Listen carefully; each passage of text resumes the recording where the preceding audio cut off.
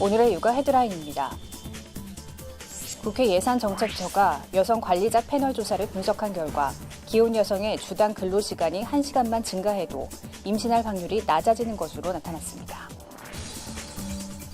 영유아를 중심으로 호흡기세포 융합 바이러스, RSV 감염증이 확산되면서 보건당국이 산후조리원과 보육시설에 관리 강화를 당부했습니다.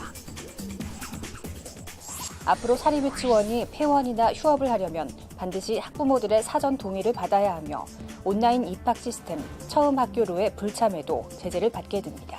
이상 오늘의 육아 헤드라인이었습니다. 일본 현지에서 풍진이 유행하고 있습니다. 확진자가 1000여 명을 넘어섰는데요. 일본 여행객들이 많은 만큼 어른은 물론 영유아들도 예방접종은 필수입니다. 특히 임산부와 어린 아동들에게는 문제가 쉽게 발생할 수 있다고 하니까요. 더욱 조심해야겠습니다. 육아 포커스 첫 소식부터 함께 하시죠. 기혼 여성의 주당 근로시간이 1시간만 증가해도 임신할 확률이 낮아지는 것으로 나타났습니다. 국회 예산정책처가 2007년부터 2014년까지 5차례에 걸쳐 여성 노동자의 근무 실태 등을 조사한 여성 관리자 패널 조사를 분석한 결과 기혼 여성의 주당 총 노동시간이 1시간 증가하는 경우 1년 이내에 임신할 확률은 0.34%포인트 낮아졌습니다. 연령, 학력, 임금의 영향을 배제한 상태에서 조사한 결과입니다. 미혼 여성은 야간 또는 주말 근무를 하면 결혼할 확률이 떨어지는 것으로 나타났습니다.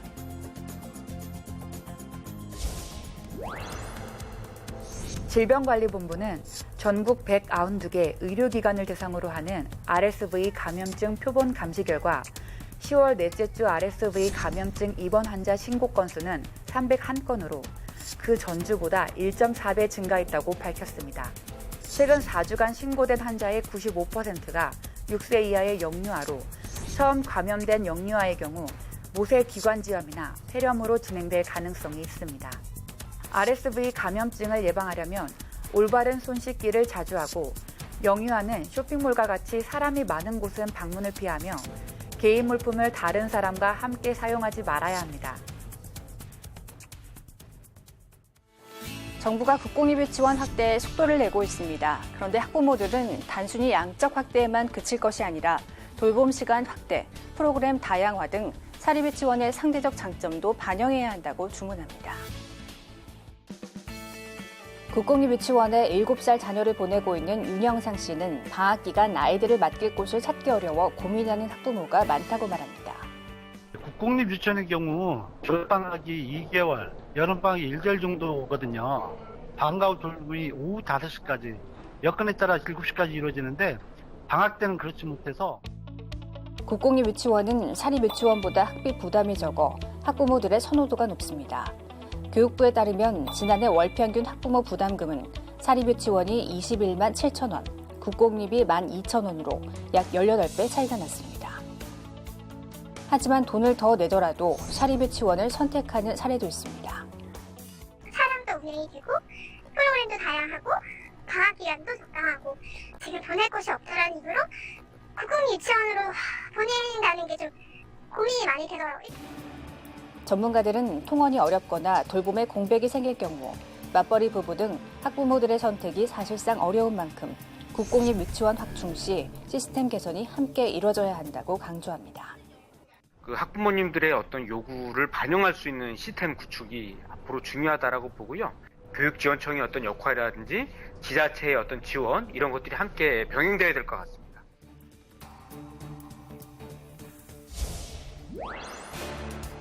두 살 여자아이의 무릎을 찍은 엑스레이 사진입니다. 왼쪽 무릎 연골이 밀려 올라갔고 뼈 끝부분이 뭉개졌습니다. 이 아이는 트램펄린을 타다 갑자기 쓰러졌습니다.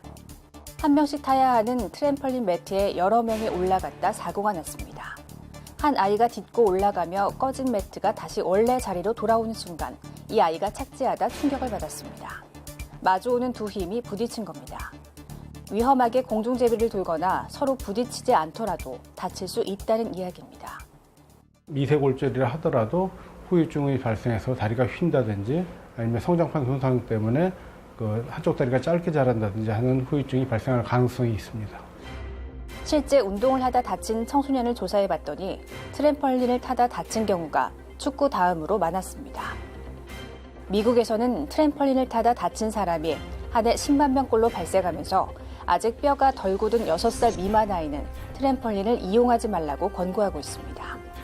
전문가들은 최근 성장판을 자극해 키가 커진다며 트램펄린 놀이터가 늘어나고 있는 만큼 부모들이 조심해야 한다고 지적했습니다. 아이의 손을 잡고 한 매트에는 한 명씩 타야 사고 위험을 줄일 수 있습니다. 요즘 비리 유치원 사태로 국민들의 눈과 귀가 어린이집으로도 쏠리고 있습니다. 그런데 정부의 지원을 받는 공공형 어린이집에서 교사 월급을 원장 맘대로 퍼주는 일들이 매우 많은 것으로 드러났습니다. 원장 친인척인 경우 평균 월급이 71만 원이나 많았습니다. 같은 어린이집 직원이라도 원장 친인척이면 월급을 훨씬 많이 받고 있는 것으로 드러났습니다. 더불어민주당 김상희 의원이 보건복지부에서 받은 공공형 어린이집 친인척 채용 현황 자료를 보면 전국 2천여 개 공공형 어린이집 중 원장의 친인척이 채용된 곳은 39%인 847개였습니다. 또 이 가운데 57%인 480곳에서는 친인척에게 월급을 더 많이 주고 있었습니다.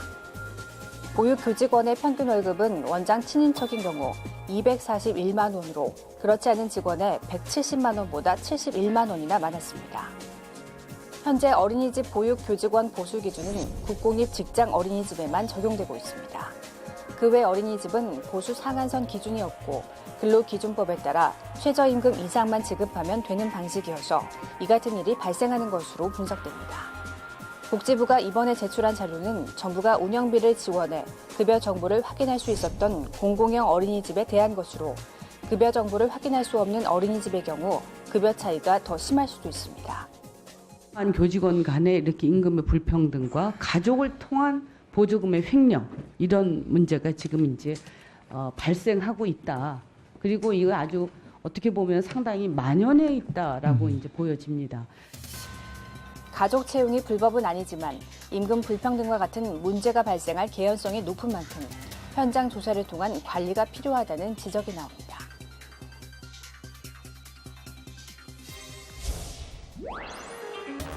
사람들이 두꺼운 옷으로 단단히 싸맨 채 출근길에 나섭니다.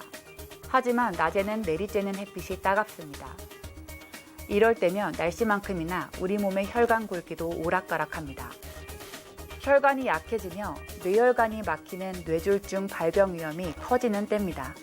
해마다 10만 명이 병원을 찾는데 단일 질환으로는 사망 원인이 1위입니다. 당뇨가 있거나 혈압이 높고 담배를 피우는 등 혈관이 약한 사람이라면 특히 더 조심해야 합니다. 우리 눈에 보이는 것 말고 이제 미세혈관이 심각하게 기능이 떨어지고 수축이 되고 그러니까 이제 머리에 혈관도 막히면 그게 풍이고 심장혈관이 막히면 그게 심장마비고. 뇌졸중에 잘 대처하려면 발병 전 생기는 전조 증상을 잘 알아야 하지만 우리 국민 47%는 이를 잘 모르는 것으로 나타났습니다.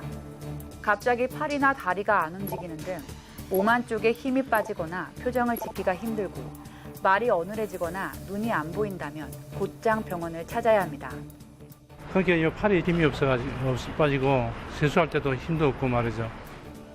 증상이 금세 사라지더라도 그냥 넘어가서는 안 됩니다.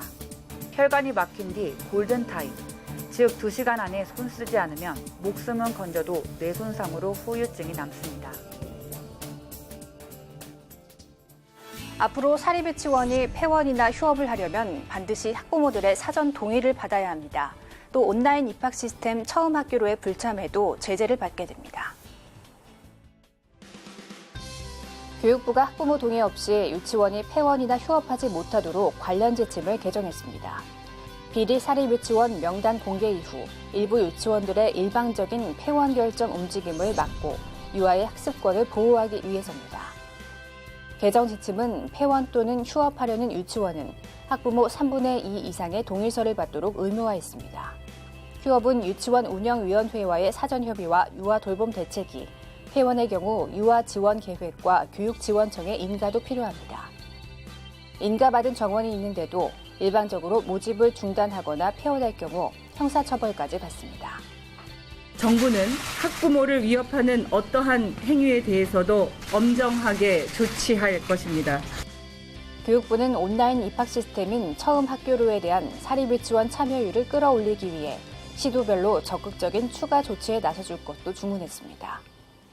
또 참여를 방해하는 어떤 행위에 대해서는 저희가 그 기존과 같이 엄정히 대처한다라는 입장 아래 우선적인 감사를 실시한다라든지 각종 사업에서 아예 원천 배제한다라든지 또 그 재정 지원 받고 있는 금액이라든가 이제 이런 예산 규모 부분을 좀 축소해서 삭감한다라든지.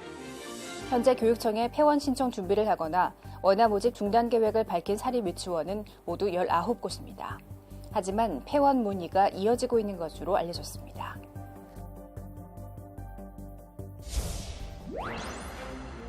누리과정 등 무상교육과 건강보험, 공공임대주택은 대표적인 사회적 현물복지에 해당합니다. 현물복지로 인한 가치, 즉 사회적 현물 이전 소득이 가구의 처분 가능 소득을 평균 15.7% 늘린 것으로 나타났습니다. 실질적인 소득 증가 효과가 있었다는 이야기입니다. 이 같은 소득 증대 효과로 중위소득의 절반도 벌지 못하는 가구의 비율인 상대적 빈곤율은 31.4% 낮아졌습니다. OECD 27개국 평균보다 더 효과적이었습니다. 부문별로는 교육의 비중이 절반을 넘어 가장 높았습니다. 의료 분야 비중도 40% 가까운 비중을 차지해 둘을 합하면 90%를 넘었습니다. 소득 분배도 크게 개선됐습니다. 소득 상위 20%는 소득이 6.5% 늘어나는데 그쳤지만 소득 하위 20%는 사회적 현물복지로 인한 이전 소득이 523만 원으로 소득이 60% 가까이 늘었습니다. 1분위가 523만 원, 2분위가 481만 원으로 크며 5분위는 403만 원으로 추정되어 소득 하위층에서 상위층에 비해 소득 증가 효과가 큰 것으로. 소득 불평등도를 나타내는 지니계수도 13.9%, 5분위 배율은 33.3% 각각 줄었습니다. 정부는 사회적 현물복지의 소득 증대 효과를 처음으로 밝힌 이번 통계를 향후 복지 정책을 수립하는 기초자료로 활용할 방침입니다.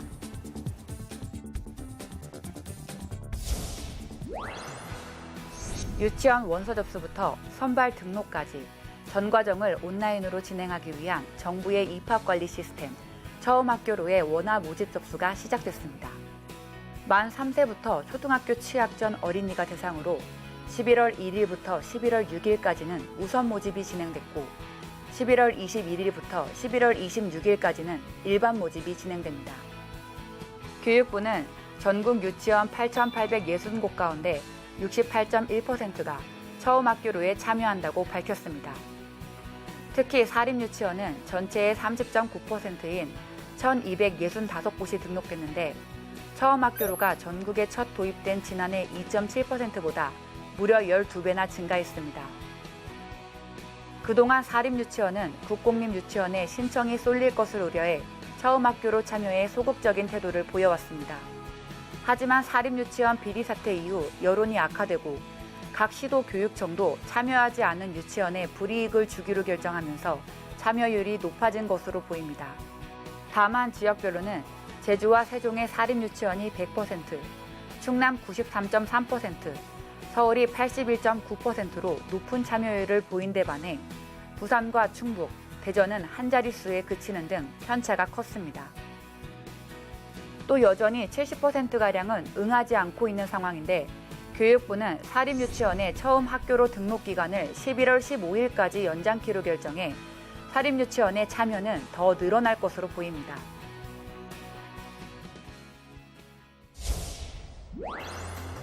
지난해 이모 씨의 70대 어머니는 엄지발가락뼈가 튀어나와 병원을 찾았다가 전혀 상관없는 고관절 골절까지 얻게 됐습니다.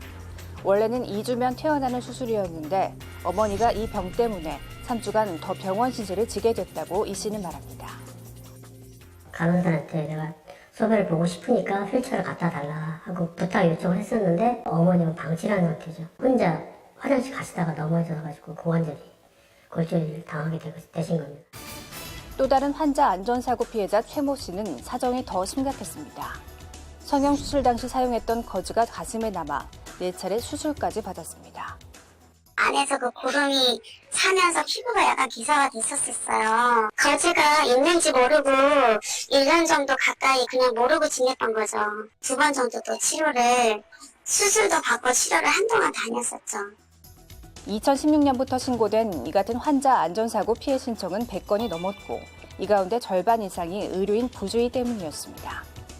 10건 중 1건꼴로 장애가 남거나 사망에 이른 사고도 있었습니다. 약물 부작용이 있다고 미리 알린 약이 또 처방이 돼서 사망을 한 경우도 있어서 환자 안전사고 발생했을 때 자율보고하는 시스템이 마련이 돼 있는데 환자 보호자가 하는 퍼센트가 0.4% 정도밖에 안 돼요. 그래서 이런 자율보고가 좀 활성화되는 게 또 사고를 당하면 한국의료분쟁조정중재원이나 소비자원에 적극적으로 피해 구제 신청을 해줄 것을 소비자원은 당부했습니다.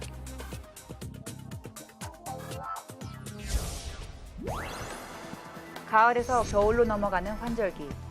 급격한 기온차로 만성질환자들은 건강을 잃기 쉽습니다. 특히 심장 기능이 취약해지는데 이때 심장이 혈액을 공급하는 관상동맥이 좁아져 나타나는 협심증의 발생 위험이 커집니다. 국민건강보험공단에 따르면 협심증으로 진료를 받는 사람들은 해마다 약 3.2%씩 증가한 것으로 나타났습니다. 나이대별로는 70대 이상이 42%로 가장 많았고 60대, 50대가 뒤를 이어 50대 이상의 비율이 전체의 90%를 넘었습니다. 문제는 조기 발견이 쉽지 않다는 겁니다. 주목해야 할 점은 증상입니다. 협심증의 증상은 가슴을 쥐어짜는 듯한 통증인데 심근경색과 달리 가슴 통증이 5분 이내에 사라지기 때문에 식도염이나 위궤양으로 오해하기가 쉽습니다. 협심증으로 인한 가슴 통증은 걷거나 뛰거나 층계를 오르는 등 운동을 할 때 발생하며 휴식을 취하면 가라앉는 게 특징입니다. 협심증을 빨리 발견하고 치료하지 않으면 뇌졸중, 심근경색, 그리고 사망 등의 위험한 일들로 연결될 수 있거든요. 그래서 이런 이상 신호가 오면 빨리 진단을 받고 빨리 치료를 받으시는 게 좋겠습니다. 협심증의 위험 요인은 고혈압과 당뇨, 고지혈증, 비만, 흡연, 운동 부족인 만큼 평소 만성질환 관리와 금연, 꾸준한 운동이 협심증을 예방하는 방법입니다.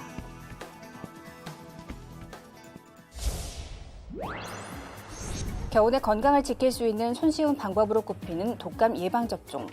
독감 예방접종이 강조되는 건 폐렴이라는 합병증 때문입니다.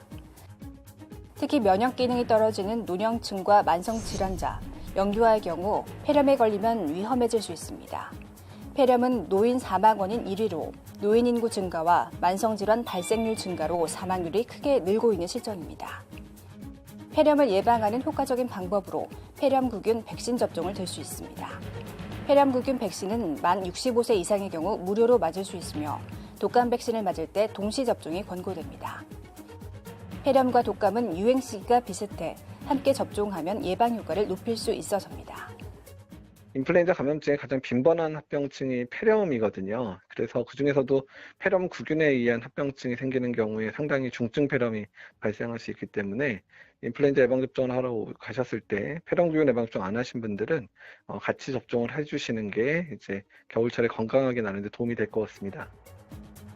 폐렴구균 무료 접종은 보건소 등에서 연중 실시되고 있지만 겨울철에는 독감과 함께 폐렴, 중이염, 수막염 등 폐렴구균에 의한 질병도 늘어나는 만큼 독감 접종 때 함께하는 게 좋습니다.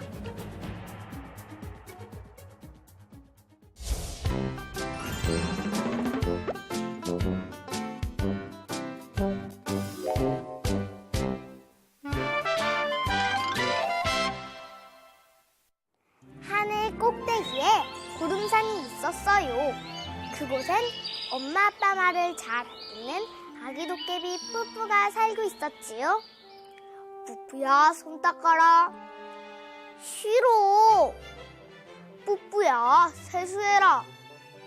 싫어. 싫단 말이야. 뿌뿌야, 뿔도 깨끗이 닦아야지. 귀찮아. 도깨비 대왕인 뿌뿌 아빠는 말 안 듣는 뿌뿌 때문에 골치가 아팠어요. 무슨 방법이 없을까? 옳지! 좋은 방법이 생각났다. 도깨비 대왕은 가마솥에 여러 가지 재료들을 넣고 주문을 외우기 시작했어요. 수리 마하수리, 아주 작은 것이라도 보일 수 있도록 수리 마하수리. 도깨비 대왕이 만든 것은 초록색 안경이었어요. 뿌뿌야, 아빠가 새로운 걸 만들었어. 자. 우와, 멋지다. 이거 쓰고 놀아야지. 아빠, 감사합니다. 뿌뿌는 안경을 쓰고 신나게 뛰어놀았지요. 한참을 놀던 뿌뿌는 자기 손을 보게 되었어요. 오, 이게 뭐야? 뿌뿌의 손 밑에 때가 덕지덕지 끼어있고 그 속엔 벌레들이 우글거리지 뭐예요? 깜짝 놀란 뿌뿌는 뒤로 발라당 자빠졌어요. 정신을 차린 뿌뿌는 거울을 보았지요. 작은 벌레들이 뿌뿌를 뻔히 보고 있는 거예요. 우리들은 부스스한 머리를 좋아한단다. 한 번도 닿지 않은 네 뿔은 우리들의 놀이터지. 미끄럼도 타고 술래잡기도 하고 말이야. 무서워. 뿌뿌가 입을 벌리자 누런 이 사이에도 벌레들이 우글거리지 뭐예요? 우리들은 이런 지저분한 곳을 좋아하지. 더럽고 냄새나고 축축한 이것 말이야. 싫어. 싫다고. 그 후 뿌뿌는 날마다 이도 닦고 머리도 감고 뿔도 깨끗하게 닦았대요. 감사합니다. 아기가 울거나 보챌 때 다독이면서 흔들어 주실 텐데요. 울음을 그치게 하기 위해 아이를 흔드는 행동이 아주 심각한 결과를 불러일으킬 수 있다고 합니다. 뇌출혈, 골절, 간질 후유증을 유발할 수 있고 심한 경우 아이가 사망한 경우도 있다고 하니 주의하시기 바랍니다. 육아포커스 마칩니다. 시청해주신 여러분 고맙습니다.